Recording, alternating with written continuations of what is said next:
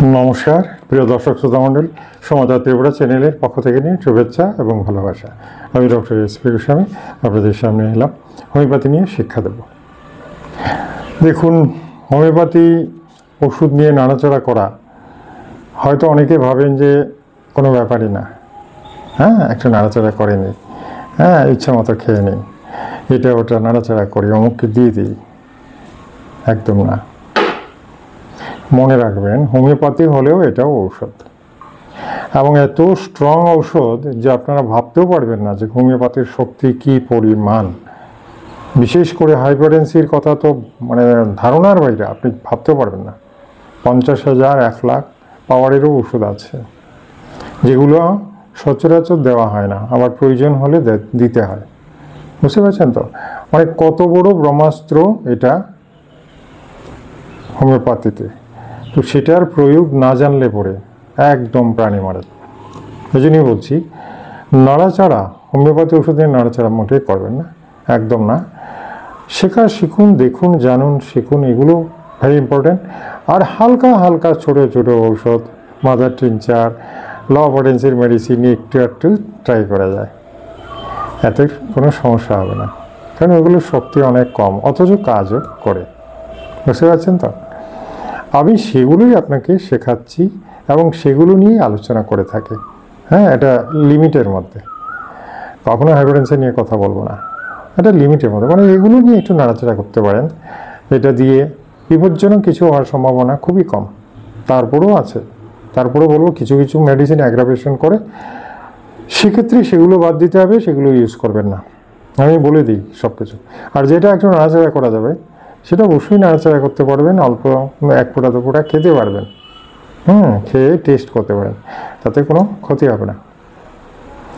আসুন, বিভিন্ন জায়গা আমি বলবো যে ভারতবর্ষে তো এমন কোনো শহর বাকি নেই, বম্বে থেকে শুরু করে গুজরাট থেকে শুরু করে সব জায়গাতেই বাঙালিরাও রয়েছেন, হিন্দিওয়ালারাও রয়েছেন, সকলেই ফোন করছেন, হোয়াটসঅ্যাপে মেসেজ করছেন, এবং সেটার মাধ্যমে যতটা পারি আমি পরামর্শ দিচ্ছি।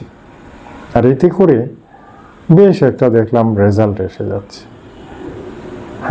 রেজাল্ট তো আসবে, কারণ এটা আমার হোমিওপ্যাথি আমি আবিষ্কার করিনি। আমি তো তার কি বলবো, খেলোয়াড়। আমি খেলা খেলি। ওষুধ বানিয়েছেন ডক্টর হ্যানিম্যান, আবিষ্কার করেছেন, সেগুলো রাস্তা দেখিয়েছেন, বলেছেন এভাবে এভাবে করো, রোগ ভালো হয়ে যাবে। তাদেরকেই ফলো করা হচ্ছে, তাকেই ফলো করা হচ্ছে, এবং সেটার মাধ্যমে আমি দেখতে পাচ্ছি যে তার কথা কতটা সত্যি, কতটা নিখুঁত। বুঝতে পারছেন তো? আর সেটা খুব সূক্ষ্মভাবে ডায়াগনোসিস করতে পারলেই হলো। আর এই সূক্ষ্মভাবে ডায়াগনোসিস করার জন্যই আমি বলবো যে যারা হোমিওপ্যাথি চর্চা করেন, খুব ভালোভাবে চর্চা করুন, খুব ভালোভাবে চর্চা করেন। বাজারে অসংখ্য বই রয়েছে, মায়াজাম, সোরা, সাইকোসিস, এগুলো বিভিন্ন বই রয়েছে, বিভিন্ন রাইটারের লেখা। এগুলোতে ডিটেলসটা একটা মানুষের ক্যারেক্টার সম্পর্কে, একটা মানুষের অ্যাক্টিভিটিস সম্পর্কে, সমস্ত কিছু সম্পর্কে আলোচনা করা হয়েছে, যেগুলো হোমিওপ্যাথি চিকিৎসার অন্তর্ভুক্ত। মানে এগুলোও জানতে হবে আপনাকে, আদারওয়াইজ সফল হয় না। ঠিক অ্যালোপ্যাথির মতো রোগের নাম জানলাম আর ওই রোগের ওই ওষুধ, যেটা অ্যালোপ্যাথিতে নির্দিষ্ট, সেটা দিয়ে হোমিওপ্যাথি হবে না, ভিন্ন। হোমিওপ্যাথি সম্পূর্ণ ভিন্ন। যদিও দেখা যাচ্ছে যে এই রোগের এই ঔষধ, এটা বলা হয়, ঠিক আছে, কিন্তু তারপরেও বিচারের ব্যাপার আছে, তারপরেও এমন অদ্ভুত কিছু ব্যাপার আছে যেটাতে দেখা যায় না এই ওষুধ লাগে না, আবার অন্য আরেকটা ওষুধ এত সুন্দর কাজ করছে, এটা ধারণার বাইরে, এবং কাজ হয়েই যাচ্ছে, ফলও পাওয়া যাচ্ছে, এবং ম্যাজিক দেখাচ্ছে। এটাই হচ্ছে হোমিওপ্যাথি। এর জন্য হোমিওপ্যাথি ইজ ভেরি ইন্টারেস্টিং। যারা শিখতে চান, আমি জানি কিছু লোক খুব কৌতূহলী থাকেন, এবং তারা এই কারণে বই পড়েন, আমার ভিডিওগুলো দেখেন, দুটো মেলান যে ঠিকই এই ওষুধটা কি এই ওষুধই কার্যকরী, একটু দেখে নিন। তো এই যে জিনিসগুলো, এগুলো আপনাদের ভালোভাবে জানা হচ্ছে। তার যত জানবেন ততই একটা কনফিডেন্স এসে যাবে, আপনারা শিওর অ্যান্ড সার্টেন বুঝতে পারবেন যে আমার এই রোগ হয়েছে আর এই রোগের এই ওষুধ, সুতরাং আপনি সুস্থ হবেন। এই কনফিডেন্স কিন্তু আপনার মধ্যে এসে যাবে, আর সত্যি সত্যিই সুস্থ হবে। এটা আমরা আমাদের প্র্যাকটিক্যাল এক্সপিরিয়েন্স থেকে বলছি। তখন দেখবেন সত্যি সত্যি সুস্থ হয়ে যাচ্ছে। আচ্ছা, চর্চা দরকার, আর একজনকে গুরু মানতে হবে। গুরু মানতেই হবে। গুরু ছাড়া জীবনে কোনো কাজে কেউ সাফল্য পাননি। একজনকে গুরু মানতে হবে, যে যাকে মানে মানতে মন চাইবে তাকেই মানে। আর মেনে মেনে ঈশ্বরকে পাশে রাখুন, স্মরণ করুন, গুরুকে কাছে রাখুন, স্মরণ করুন, দেখবেন একদম পটু হয়ে গেছেন, একদম দক্ষ হয়ে গেছেন। এমন একটা দিন আসে, আর সেটা আপনার জন্য একটা বিরাট ব্যাপার। এই মানব জন্মে রোগ ব্যাধির শেষ নেই, আর যত দিন যাচ্ছে রোগ ব্যাধিও বাড়ছে, কিন্তু জানবেন যে চিকিৎসা বিদ্যাটা যদি জানা থাকে তাহলে আপনার আর চিন্তা নেই। অন্তত বিপদের দিনে নিজেকে রক্ষা করতে পারবেন। আর এভাবেই নিজেকে শুধু নয়, আমি বলবো আপনার ফ্যামিলিকে, আপনার ছোটো ছোটো বাচ্চা আছে, শিশু আছেন, ঠাকুমা, দিদিমা, স্ত্রী, পুত্র, কন্যা অনেকেই থাকতে পারেন, হ্যাঁ, ভাই, যে কেউ থাকতে পারে, তাকে আপনি কিছুটা হেল্প করতে পারেন, দিতে পারেন। টাকাও বাঁচবে, মানুষটাও বাঁচবে, সুস্থ হবে। আসুন, আজকে আমি খুব সাধারণ একটা ওষুধ নিয়ে আলোচনা করব, কিন্তু সাধারণ হলেও এই ওষুধটা যে খুব কার্যকরী। এখন যে সিরিজ চলছে, আমি কিন্তু খুব ইম্পর্টেন্ট মেডিসিন নিয়ে আলোচনা করে থাকি, অর্থাৎ যেগুলো নিত্যকার প্রয়োজনীয়, মানে প্রত্যেকদিন এটা ইউজ করতে পারবেন। আর এই জন্যই আজকে যে ওষুধটা নিয়েছি সেটা মুখ্যত অ্যাসিডিটির জন্যে, মানে বুক জ্বালা, মুখ টক হয়ে যাওয়া, হ্যাঁ, গলা জ্বালা করা, মানে এই সমস্ত নিয়ে, গ্যাস্ট্রিক, আলসার, গ্যাস্ট্রাইটিস, এগুলো নিয়ে আলোচনা। আর যে ওষুধটা এটার মধ্যে সবচেয়ে বেশি কাজ করে, বুঝতে পারছেন তো, সেই ওষুধটার নাম হচ্ছে রুবিনিয়া। রুবিনিয়া ওষুধটা সম্পর্কে অনেকেই জানেন, বিশেষ করে যারা গ্যাস্ট্রিকে ভুগছেন তারা জানেন, কারণ ডাক্তার কোনো না কোনোভাবে একবার দিয়েছেন ওষুধটা। তো এই রুবিনিয়া কিন্তু একটা অসাধারণ ক্ষমতা সম্পন্ন ঔষধ হোমিওপ্যাথিতে। আর এটার কাজ হচ্ছে মেইন অ্যাসিডিটির ওপরে, অর্থাৎ কিনা মুখ টক হয়ে যাওয়া, প্রচণ্ড অ্যাসিড হওয়া, মানে খাওয়ার পরে অ্যাসিড ভিজিট হয়ে মারাত্মক অবস্থা, পুরো মুখটা লেবুর রস হয়ে বসে আছে। এরকম ক্ষেত্রে রুবিনিয়া একেবারে ম্যাজিক দেখায়। রুবিনিয়া মাদার টিনচারও আছে, মাদার টিনচারে নেবেন, আমি বলবো, কারণ অ্যান্টাসিডের মতো এটা কাজ করবে অ্যাজ ইট ইজ, বুঝতে পেরেছেন। পটেন্সি একটু দেরি করে, বাট মাদার টিনচারটা আপনাকে দেখবেন একদম অ্যান্টাসিডের মতো কাজ করবে। তাহলে এটা ঘরে রাখা যায়। গ্যাস্ট্রিক আলসার নেই, অ্যাসিডিটি নেই, ফ্লোটিলেন্স নেই, কনস্টিপেশন নেই, এমন বাড়ি আছে, এমন মানুষ আছে নাই। আপনারা সবাই ভুগছেন, 100% আমি বলবো সবাই ভুগছেন। এই জন্য আজকের ওষুধটা কিনতে পারেন, চোখ বুঝে কিনতে পারেন, কাজে লাগবেই, 100% লাগবে। কেন লাগবে আমি বলি, আজকে হয়তো অ্যাসিড হলো না, কালকে হতে পারে। খাওয়া দাওয়ার তো ঠিক ঠিকানা নেই, একদিন হয়তো বেশি খেয়ে নিয়েছেন, ঝাল মশলা বেশি খেলেও অ্যাসিড হয়, জানেন তো, তো সেদিন খেতে পারবেন। হ্যাঁ, এখন কথা হচ্ছে অ্যালোপ্যাথি ওষুধের সাথে রুবিনিয়ার তফাৎটা কি একটু বলে ফেলি। দেখুন, অ্যালোপ্যাথিতে অ্যাসিডিটির একটাই ঔষধ, অ্যান্টাসিড জেল, যেগুলো দেওয়া হয়, ওই যে অ্যালুমিনিয়াম অক্সাইড, এগুলো মিশিয়ে, হ্যাঁ, আর লিকুইড পেস্টের মতো ঘন থকথকে সিরাপ তৈরি হয়। অ্যান্টাসিড, সরবাসিড আছে, রিফ্লাক্স আছে, বা অসংখ্য এই জাতীয় ঔষধ আছে। অ্যাসিড লেখাই আছে, অ্যাসিড, লাস্টের দিকে অ্যাসিড থাকবে, বুঝতে পারছেন। তো এটার ফাংশনটা হচ্ছে, স্টমাকে যখন অ্যাসিড জল তৈরি হয়, বুঝতে পারছেন তো, স্টমাকে যখন অ্যাসিড তৈরি হয়ে যায়, অ্যাসিড তো বিভিন্ন কারণে তৈরি হতে হবে, এনজাইম সিক্রেশন বেশি হলেও অ্যাসিড হবে। তো সেখানে যে অ্যাসিড জলটা, এই জলটা যদি কনস্ট্যান্ট এখানে থাকে তাহলে পেটে ব্যথাও হতে পারে, বমি হতে পারে, উদ্গার উঠতে পারে, বুকে ব্যথা হতে পারে, মানে অ্যাসিড থেকে যা হয়, হ্যাঁ, ব্লাডে সার্কুলেট হয়ে এ ধরনের নানা উপসর্গ তৈরি হতে পারে অ্যাসিড থেকে, অ্যাসিডিটির থেকে। তো অ্যান্টাসিডের ফাংশন হচ্ছে, অ্যান্টাসিড যখন খেলেন, এই যে 1 চামচ 2 চামচ খাওয়ায় ঘন, আর একদম খাওয়ার সময় গলা টলা ঠান্ডা ঠান্ডা লাগে, ম্যান্থলের মতো, বুঝতে পারছেন তো। এটা স্টমাকে যাওয়ার পরে অ্যাসিড জলটাকে লবণ জল করে দেয়, মানে সল্টি ওয়াটার করে দেবে।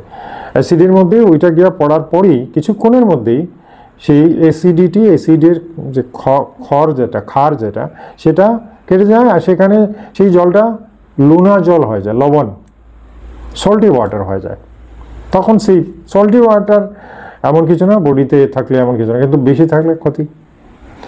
আচ্ছা, এখন প্রত্যেক দিন যদি আপনি অ্যান্টাসিড খান তাহলে সল্টি ওয়াটার তৈরি হচ্ছে, আর সল্টি ওয়াটার ম্যাক্সিমাম যদি স্টমাকে থাকতে থাকে তাহলে কিডনি ফিল্টারিংয়ে প্রবলেম হবে, তখন কিডনি ফাংশনিং কম করবে, আর সেটা হয়ে গেলে বিপদ, কিডনি ডিসফাংশন হতে পারে।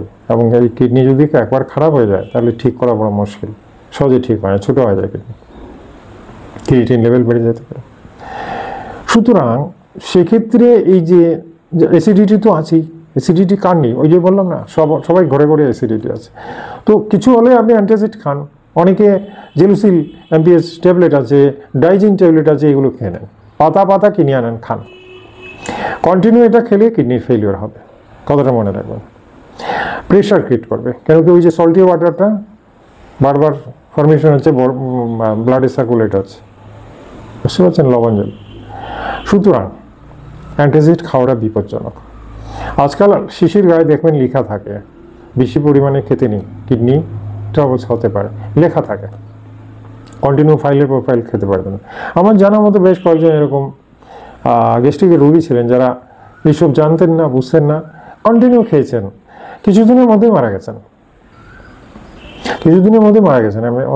আমি আগেও বলেছিলাম মারা গেছেন, শরীর টরীর ফুলে আমি দেখেছি মারা গেছে। তো এটার জন্যই বলবো যে সেই ক্ষেত্রে হোমিওপ্যাথির যে রোবিনিয়া মাদার টিনচার অ্যাসিডিটির জন্য, যেটা মুখ টুক টক হয়ে যায়, দাঁত টক হয়ে যায়, জিভা টক হয়ে যায়, রোবিনিয়া মাদার টিনচার আপনি আধা কাপ জলের মধ্যে 10 ফোঁটা মিশিয়ে সকাল বিকাল খান, বাস। এটা অ্যাকচুয়ালি সল্ট ওয়াটার তৈরি করবে না স্টমাকে, কিন্তু বডিতে যে কারণটির জন্য আপনার অ্যাসিডিটি হচ্ছে সেটাকে সেই সেল ট্রিটমেন্ট সে করবে, আর এটা সাকসেসফুল হয়ে গেলে আপনার ওই অ্যাসিডিটিটা বন্ধ হয়ে যাবে, বারবার আর হবে না। তবে সবসময় মনে রাখবেন যে যাদের অ্যাসিডিটি হয় তাদের খাওয়া দাওয়ার মধ্যে কিছু গোলমাল থাকে, হয়তো ঝাল বেশি খাননি, হয়তো অন্য এমন কিছু খান যেটাতে এটা হয়। তো এগুলো ডায়েট কন্ট্রোল করতে হবে, এটার আলাদা পরামর্শ নিতে হবে। অবশ্যই খাওয়া দাওয়াটা আপনার চেঞ্জ করতেই হবে, শুধু ওষুধ খেলে হবে না, রোবিনিয়া খেলেই হবে না, এর সাথে খাওয়া দাওয়াটা যদি চেঞ্জ করতে পারেন তাহলে দেখবেন ঠিক হয়ে গেছে।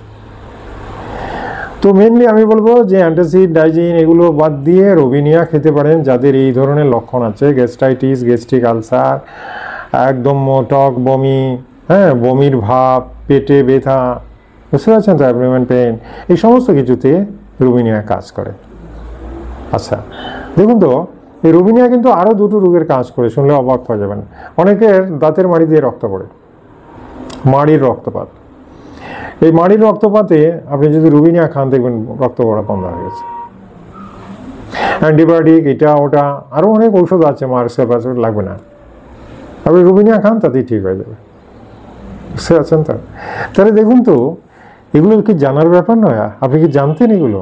জানতেন না, আজকে তো জানলেন। সুতরাং যদি এরকম সমস্যা কিছু হয় তাহলে একদম কনফার্মলি রোবিনিয়া খেতে পারে। আচ্ছা, রোবিনিয়ার আরও দু একটা লক্ষণ আমি লিখেছি। এই দেখুন, পেটের ট্রাবলস, মানে বিশেষ করে গ্যাস্ট্রিক যাদের আছে, অ্যাসিডিটি যাদের, তাদের দেখবেন শান্তি নেই, মহিলারা মানে সারাদিন অশান্তি। অনেক মহিলারা তো কী করবেন, আর গলায় আঙুলটিকে বমি করেন, লাস্টে বমি করার পরে আবার মানে সুস্থ বোধ করেন, মানে ওই অ্যাসিডটা স্টমাকে জমে সমস্ত শরীর বিষাক্ত করে দেয়, খুব কষ্ট হয়। আর তখন মনে হয় মানে পেশেন্ট নিজেই বুঝতে পারে যে ভেতরের যেটা আছে ওটা বের করে দিই, তো বের করে দিলে সুস্থ, বুঝতে পারছেন তো। তো এগুলো কিন্তু রোবিনিয়া খেলে আর ওসব দরকার হবে না, বমিও করতে হবে না, আর ওটা নিজেই সেটা ঠিক করে দেবে। আচ্ছা, গ্যাসের কারণে মাথা ব্যথা, কিছু কিছু মহিলারা আমার কাছে আসেন এবং আমি দেখেছি আসেন কিন্তু একটা উপলক্ষ নিয়ে এসে বলছেন, স্যার আমার মাথা ব্যথা, প্রচণ্ড মাথা ব্যথা, কোনোভাবেই কমছে না, কোনোভাবে। তো বেশিরভাগ ক্ষেত্রেই দেখুন, ম্যাক্সিমাম লোকেরাই কি করবেন, সকলেই ভাববেন যে মাথা ব্যথার ঔষধ দিতে হবে ওনাকে। তো মাথা ব্যথার ওষুধ কি বেলেডিনো আছে, এটা আছে, ওটা আছে, ব্রাইনি আছে, অনেক কিছু আছে, কিন্তু না, একটু ডিপলি ডায়াগনোসিস করলেই বেরিয়ে পড়বে ওনার গ্যাস্ট্রিক আলসার আছে, গ্যাস্ট্রাইটিস আছে। ওনাকে যখন আমি প্রশ্ন করলাম আপনার পেটের কোনো সমস্যা আছে? বলে আর বলবেন না, পেট ভার লাগে, খিদে হয় না, কনস্টিপেশন আছে, বুক ভার লাগে, বুকে ব্যথাও হয়, কখনো কখনো অ্যাসিড হয়। এখন বলুন তো ওনাকে ওনাকে মাথার ব্যথার ওষুধ দেওয়া উচিত নাকি রুবিনিয়া দেওয়া উচিত? আমরা তো রুবিনিয়া দিয়ে সুস্থ করি, একদম মাথা ব্যথা গায়েব। কিন্তু পেশেন্ট যখন এলেন এসে বলছেন মাথা ব্যথা, তো অনেক ডাক্তারই একদম হিমশিম খান, কি দেবো কি দেবো, আরে সুজার আছে, বেলিডোনা দিয়ে দাও, মাথা ব্যথা শেষ। এই জন্যই বলি যে হোমিওপ্যাথি বড় সূক্ষ্ম জিনিস। হোমিওপ্যাথি শিখতে গেলে খুব চিন্তা ভাবনা করতে হয়, এবং যত এভাবে রিসার্চ করা যাবে ততই মূল সত্যটা বেরিয়ে আসবে। আর সত্য যখন বেরিয়ে আসবে তখন দেখবেন একদম ইজিলি রোগী সুস্থ। বুঝতে পারছেন? আসুন রুবিনিয়া সম্পর্কে সব কিছু বলে দিলাম। আর বিশেষ কোনো লক্ষণে সেটা ইউজ হয় না, বিশেষ করে অ্যাসিডিটির জন্য সবাই খান, দেওয়া হয়। তো ডোজটা বলে দিয়েছি, মাদার টিনচার নিয়ে আসবেন, মাদার টিনচার আর আধা কাপ জলের মধ্যে 10 ফোঁটা মিশিয়ে দিনে 2 বার করে খেতে পারেন, সকাল বিকাল। 2-4 দিন খাওয়ার পরে বন্ধ করে দেন, দেখবেন আর অ্যাসিড হবে না। আর মানে পেট, মন, অ্যাসিডিটি এগুলো একদম ভালো। ভিডিওটা দিলাম, আমি জানি প্রত্যেকটা ফ্যামিলি থেকে এই গ্যাস্ট্রাইটিস, গ্যাস্ট্রিক আলসারের রোগী প্রচুর, অ্যাসিডিটি, গ্যাস, ফ্লুটুলেন্স, ডাইজিন ট্যাবলেট এগুলো ডেইলি খেতে হয়। তো তাদের জন্য আজকে আমার উপহার, এটা ট্রাই করে দেখবেন। আমার মনে হয় 10 জনের মধ্যে 7-8 জন একেবারেই সুস্থ হয়ে যাবেন, শিওর। আর এটা জেনেই আমি আজকে ওষুধটা জানালাম, অবশ্যই ট্রাই করবেন। ঠিক আছে? আমার চ্যানেলে আজকে যারা এই প্রথম এলেন, চ্যানেলটাকে সাবস্ক্রাইব করে নিন, খুব উপকৃত হবেন, এইটুকু বলতে পারি। ঠিক আছে? এই ভিডিওটা ভালো লাগলে লাইক দেবেন, অবশ্যই লাইক দেবেন। আর আত্মীয় বন্ধুদের ভিডিওটা শেয়ার করুন, ফেসবুক, ইনস্টাগ্রামে যদি অ্যাকাউন্ট থাকে বন্ধু বান্ধবদের দিন, ব্যাস, ঠিক আছে? তারাও সুস্থ হবে। ঠিক আছে? আগামীকাল আরেকটা মূল্যবান ভিডিও নিয়ে আপনাদের সামনে হাজির হব। ততক্ষণের জন্য বিদায় চাইলাম। নমস্কার, ধন্যবাদ।